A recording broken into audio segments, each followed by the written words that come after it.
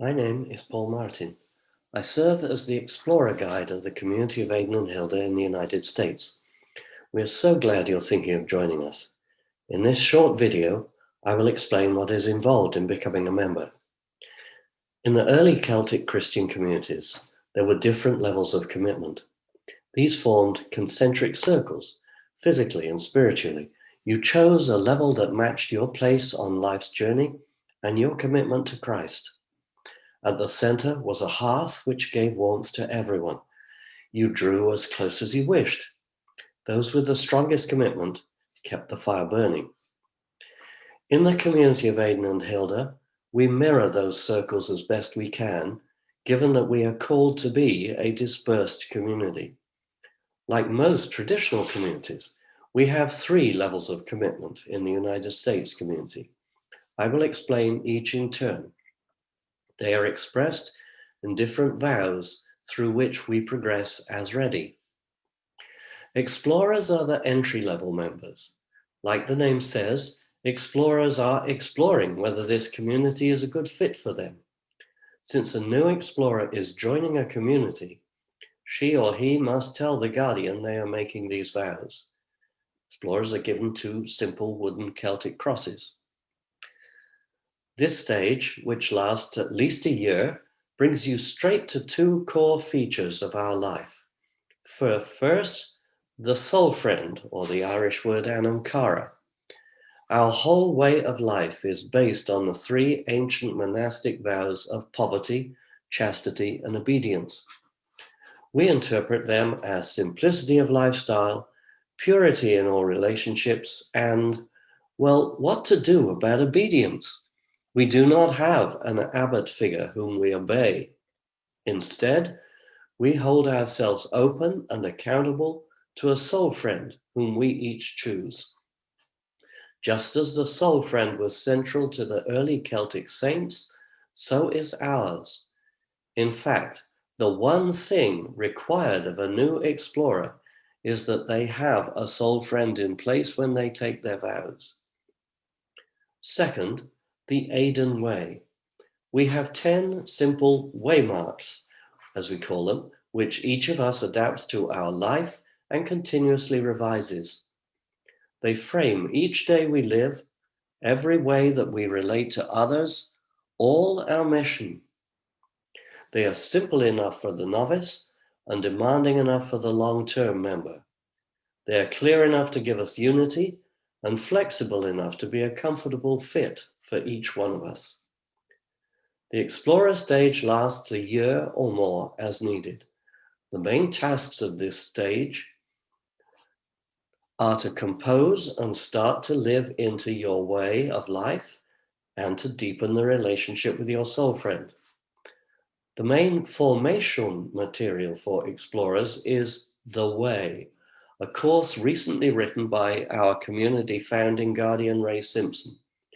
Please subscribe to it online at waymarksoflife.com and start working through it. So, you've lived under Explorer vows for a year or more. You are feeling fairly at ease with your way of life.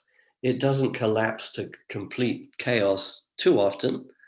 Opening up to your soul friend is getting more natural. You are now ready in the United States community to make your pilgrim promises. As a pilgrim, you open up more to the community. You regularly attend your regional fellowship or an online fellowship. You come to a retreat once a year if you can. New pilgrims are given a simple olive wood Celtic cross made in Bethlehem. Here you come up against the reason we have the pilgrim stage in the United States.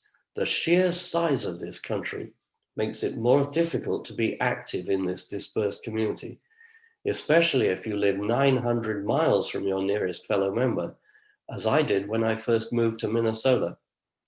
For some, it is at the pilgrim stage they realize that this community is just not a good fit for them. Others, though, manage just fine as a hermit, a sort of 21st century desert father or mother. As a pilgrim, too, you start to put your talents to work for our shared life. Several pilgrims have important ministries in the community. By the way, our seventh waymark calls us to heal the wounded, and our ninth to work for unity, especially in the body of Christ. Both lead us to accept as members all who truly want to follow Christ and the Aidan Way in accountability to a soul friend, regardless of theology, church background, race, gender, or orientation. On the other hand, we do not take a stand on either side of the issues that currently divide the church. There is a fire that ever burns at the heart of the Church of Christ. It is the life of the monks and nuns who live under vows and in community. Time and again, wrote the great church historian Adolf von Harnack, it is the monasteries that have saved the church. We believe that such a time is coming again, and that those of us who are recapturing the monastic way and adapting it to the lifestyle of this century are part of the rekindling of that fire. In the community of Aidan and Hilda, it is the voyagers who are the main keepers of that flame, committed before God to walk and commend the Aidan way and to support each other as we do. The voyagers are full members and are the heart of the community. You need the agreement of your soul friend and the guardian before you take this step.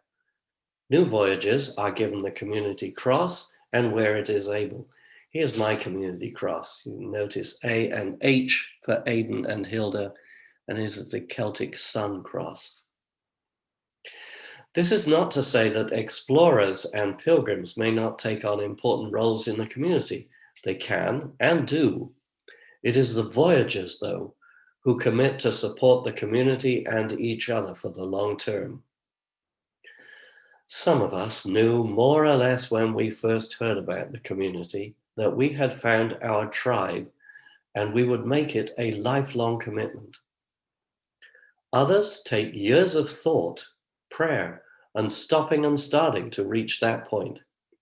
Still others explore for a time, then move on. However the Spirit leads you, we hope you journey well, and that many of you choose to journey with us.